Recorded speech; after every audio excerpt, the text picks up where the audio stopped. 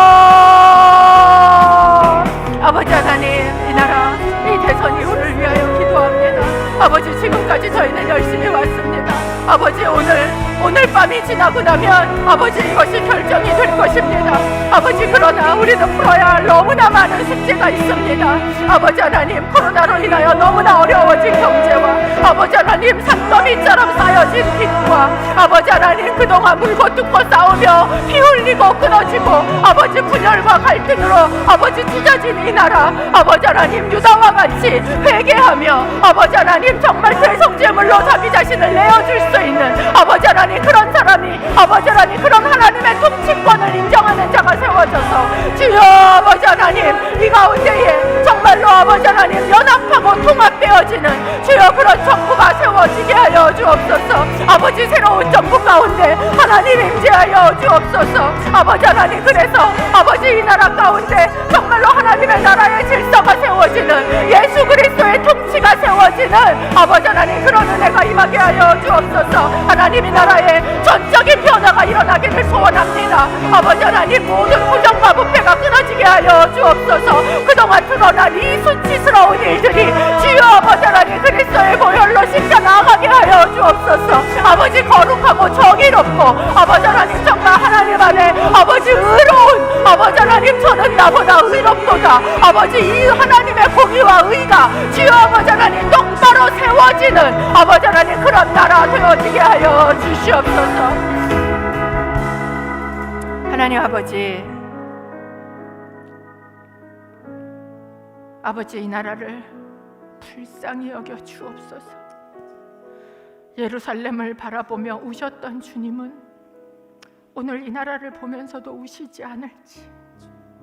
저가 평화에 이르는 길을 알지 못하도다. 주님, 우리가 평화에 이르는 길은 예수 그리스도밖에 없습니다. 그 예수님께서 이 나라를 통치하시는 아버지 하나님 그 통로가 되기를 소원합니다. 먼저 주님 앞에 우리의 탐욕과 우리의 이기심과 하나님의 말씀을 아버지 하나님 그저 슬렁슬렁 지키는 척하면서 하나님 나라 백성이라고 아버지 하나님 다른 사람을 손가락질했던 우리의 위선을 주님 회개합니다. 주님, 이 나라에 하나님의 의가 똑바로 세워지게 하여 주옵소서. 하나님의 진리가 똑바로 세워지게 하여 주옵소서. 그래서 하나님 이 나라에 정말 하나님께 앞에 두려움으로 하나님의 의로움 앞에 회개하는 아버지 하나님 돌이킬 수 있는 예수님 닮아갈 수 있는 많은 실수와 실패가 있어도 그래도 또 회개하며 하나님 앞에 나아갈 수 있는 그런 하나님 그런 사람 세워 주시옵소서.